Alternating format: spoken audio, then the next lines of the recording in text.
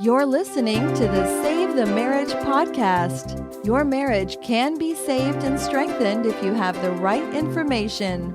Join Dr. Lee Baucom as he explores ways for you to improve your relationship and your life, starting right now.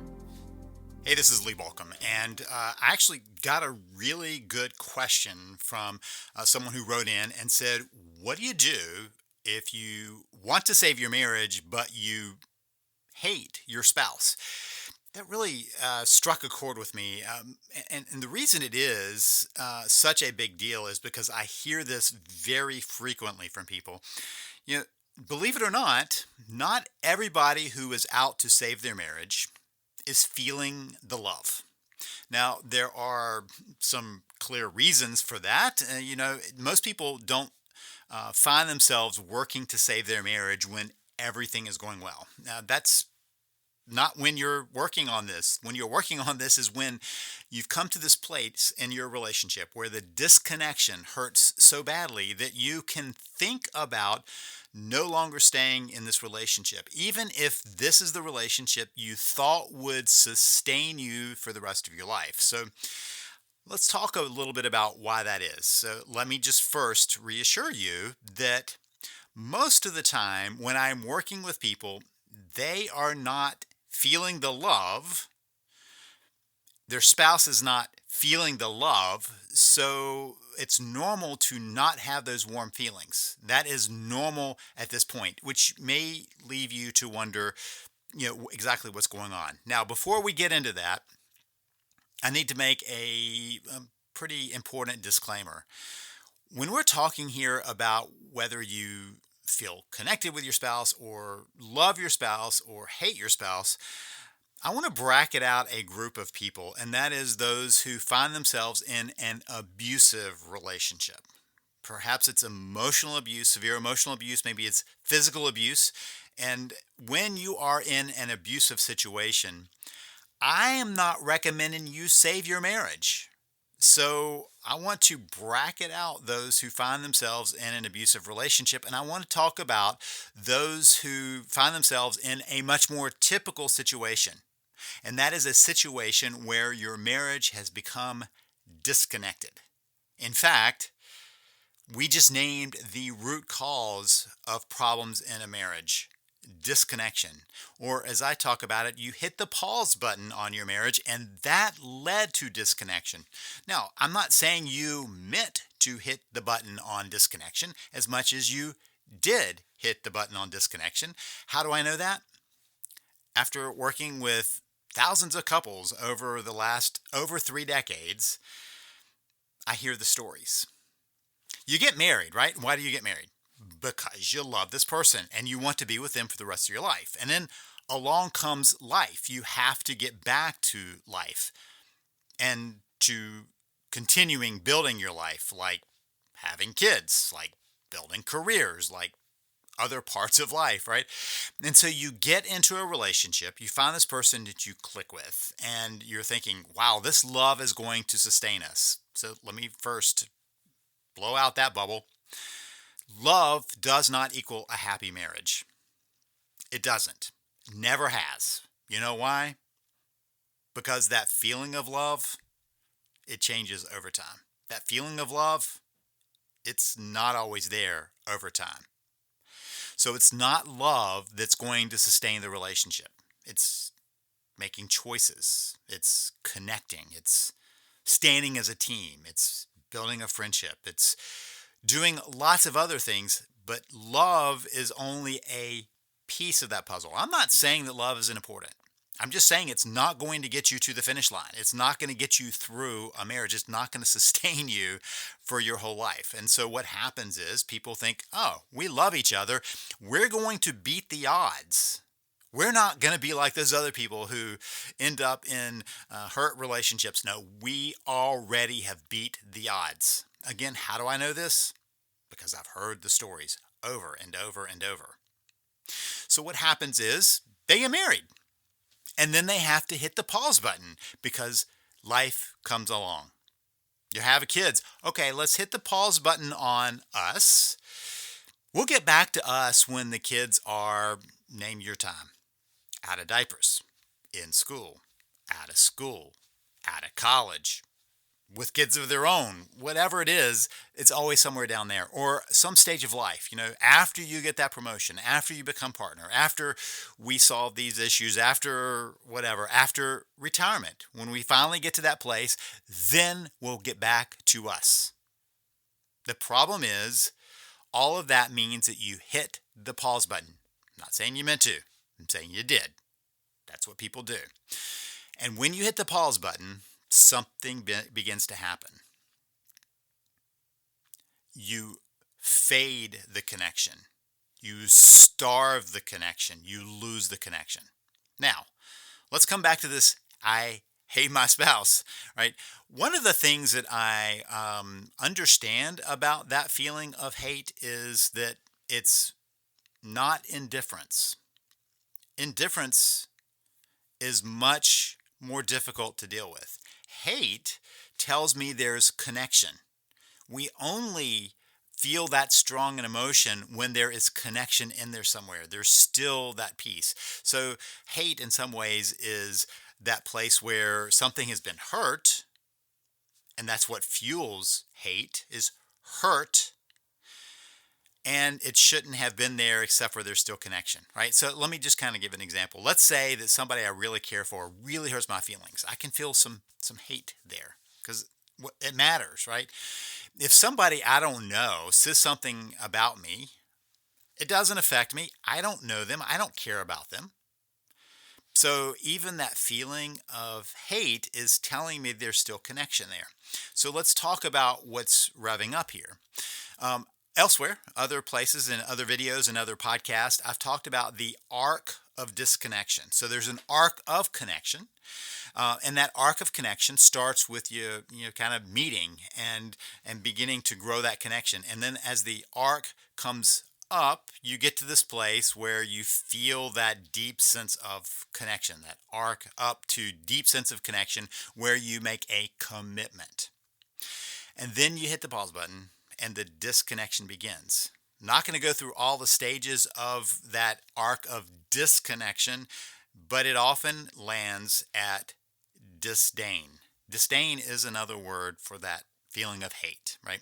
Many times as I explore that feeling of hate with people, it really isn't truly hate. It truly is disdain. Like, I am deeply wounded and I don't know what to do here. That's the discussion that I have with them. And what fuels it again?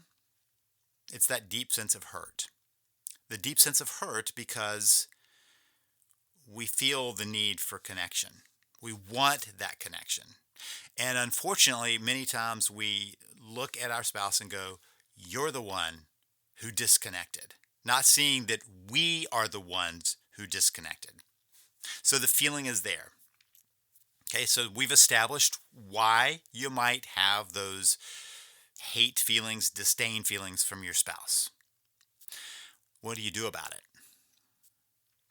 Well, this is the important question because you have a choice. Now, if you hate your spouse and you don't want to save your marriage, you're not going to be listening to this video. You're not going to be listening to this audio. You're not going to be coming to somebody who's talking about how to save your marriage. You're going to be talking to a divorce attorney or something like that, right? So right now, I already know something about you. You have in your value base a desire to save your marriage, an importance placed on your marriage. And one of the places that for many people that value is based in is commitment. When you marry somebody, the commitment you make is pretty across the board, pretty deep, right? What do? You promise that you're going to love them through good days and bad days, through healthy days and sick days, through wealthy days and poor days. There's not a bunch of days left when you account for that. And so you've made this deep promise to love them, not to feel love, but to act in love, to choose love, to keep everybody else away. And so here we are, suddenly realizing that the feeling you're having is not matching that value. And that's creating this conflict where you say, I want to save my marriage, but I don't feel dislike for this person. I hate this person. I have disdain for this person, to use a much more correct term. So the value is the issue here. You have a value about commitment. You have a value perhaps about showing your kids, showing others that you stand for this commitment. And that is important for you. So the first thing is to recognize the shift from just the feelings motivating you to your values motivating you. And that's what makes the difference always.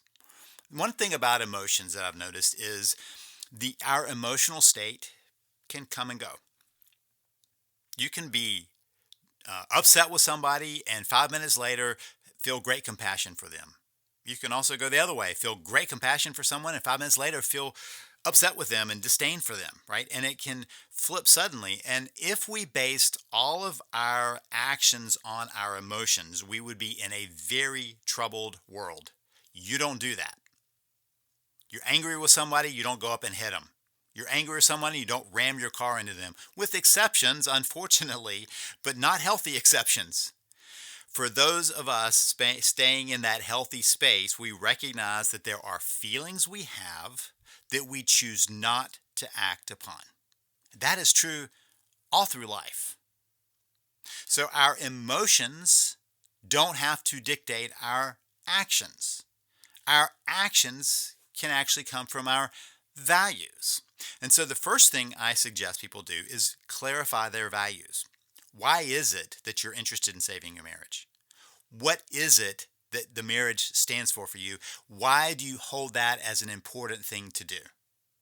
What is it? That is your why I am saving my marriage. Okay, so that's the first thing you want to do. The second thing is acknowledging that this is about a choice of action. Now, if you have my system, you can find it at savethemarriage.com. But if you have my system, you know I talk about acting as if, right? So you're acting as if you are in connection, right? You're building connection. So a lot of times people have heard me say that and they go, oh, so you want me to fake it. You want me to be an actor, right? You want me to pretend that I am loving this person. It's not what I said. You want me to pretend like I have warm feelings for this person. Not what I said. You want me to pretend that everything's okay. You want me to be an actor, right? And we think about, people in plays or movies or wherever that they are acting. They're pretending to be a certain way. That's not what I said. I said act as if. And this isn't about being an actor. It's about choosing actions. Not acting. Actions. What are the actions that move you towards rebuilding your marriage? That's what we're interested in. What are the actions that make things turn? That's what we're interested in. How can you act in ways that move towards your relationship? So what we start with is our why, and then we ask what actions would move you in that direction. So if you find yourself in this place of disdain for your spouse, and maybe it comes back towards you, right? You have disdain going both ways. That doesn't mean there's no reason to save your marriage. It means that there is a current hurt place in your relationship, maybe deeply hurt place in your relationship. But setting that piece aside, you also recognize your values are about saving your marriage. Your values are about moving forward with your relationship. Your values are about honoring your commitment and acting lovingly, not feeling love. That comes along the way, down the road, as you've worked on things. It's about acting in love. Those are not the same things. Remember when you said in your in your marriage, in your wedding, that you would love them. Nowhere did you promise to always feel loving. You can't always feel passion. That's not something you could promise on anything, but you can promise to act in loving ways. And that's what we're back to. So it's acting from your values. acting from your choice to honor your commitment, acting from your place of moving to make things better. Now, let me be very clear. I am not saying you should be in a miserable, angry, hateful relationship.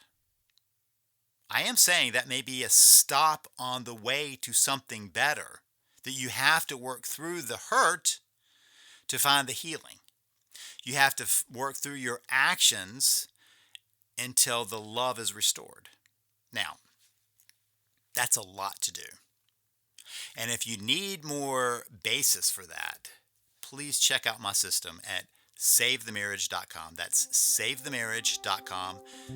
This is Lee Baucom wishing you the best as you work to save your marriage. You've been listening to Save the Marriage podcast. For more information and help, please visit us at SaveTheMarriage.com.